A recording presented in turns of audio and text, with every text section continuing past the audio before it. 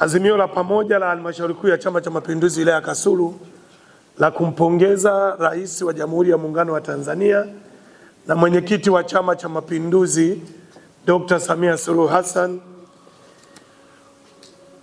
Halmashauri Kuu ya Chama cha Mapinduzi wilaya ya Kasulu kwa kauli moja tunapenda kumpongeza Mheshimiwa Rais wa Jamhuri ya Muungano wa Tanzania ambaye ni mwenyekiti wa Chama cha Mapinduzi kwa usimamizi na utekelezaji mzuri wa ilani ya Chama cha Mapinduzi tangu alipopata dhamana ya kuwa rais wa Jamhuri ya Muungano wa Tanzania tarehe 19 mwezi wa 3 2021.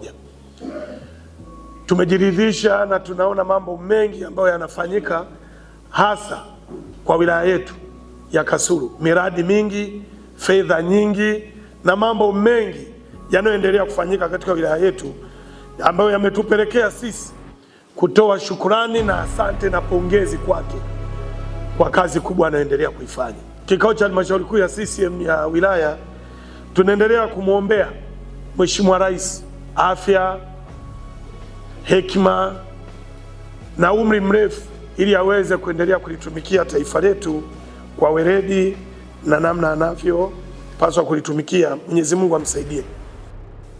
Niwaombe ndugu zangu watumishi wa serikali pamoja na viongozi wa chama tuendelee kumwombea mama huyu ambaye kimsingi anafanya kazi kubwa yenye weledi mkubwa.